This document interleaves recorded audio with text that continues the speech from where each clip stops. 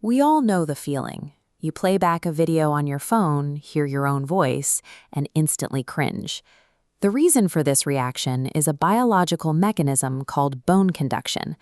Sound reaches your inner ear through the air, but it simultaneously vibrates through the bones of your skull, which filter and amplify the lower frequencies of your voice.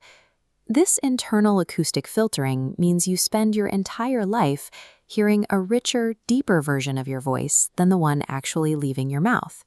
When you hear a recording, that internal bass disappears.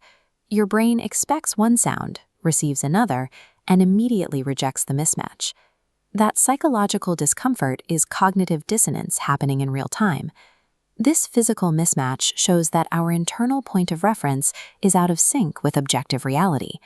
It serves as a baseline for the mental illusions that distort our social lives. This brings us to a psychological blind spot called the spotlight effect.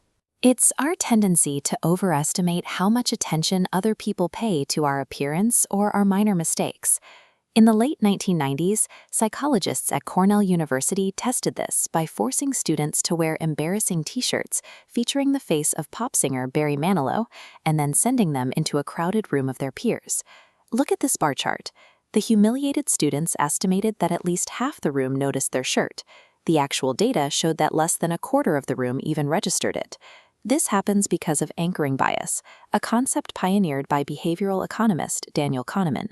When evaluating a social situation, we anchor our judgment to our own hyper-awareness and fail to adjust for the reality that others have their own perspectives. The researchers later repeated the study using shirts featuring respected cultural figures, like Martin Luther King Jr. The results were identical. Even when we wear something we are proud of, we still overestimate who is looking. We walk through our lives preoccupied by a fake spotlight. We consume ourselves with anxieties and fixate on details that the rest of the world is largely ignoring. If everyone is ignoring the specific flaws we obsess over, what are their brains actually doing when they look at us? They are putting us into a mental box.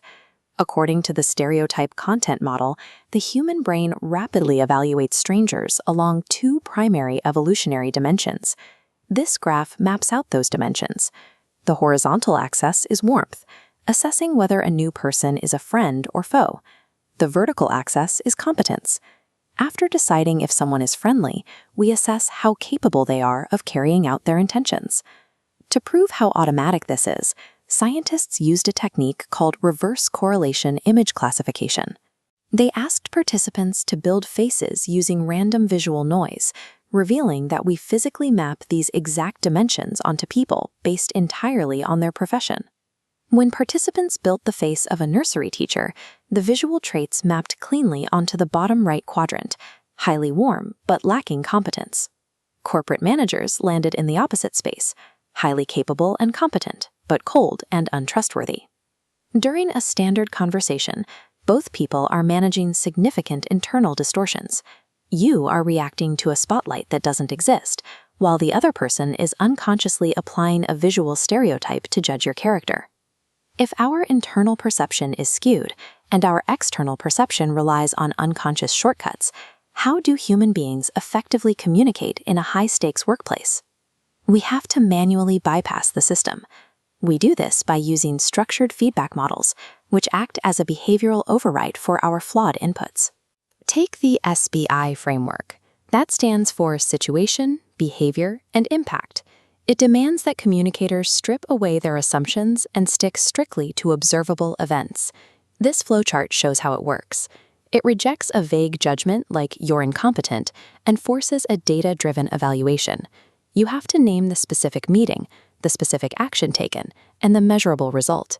Another override is the feed-forward model. Instead of rehashing past mistakes, this framework dictates that all guidance must focus exclusively on future actions. By ignoring the past, feed-forward neutralizes the spotlight effect. It removes the trigger for our egocentric defensiveness, allowing us to absorb direction without the anxiety of feeling judged. Then there is 360-degree feedback, a system that aggregates performance data from every direction, peers, managers, and direct reports alike.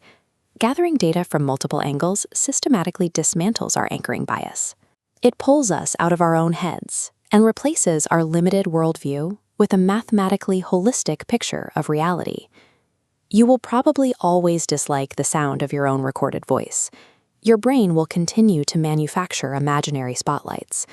But by implementing these structured communication frameworks, we can bypass our biology and finally interact with reality clearly.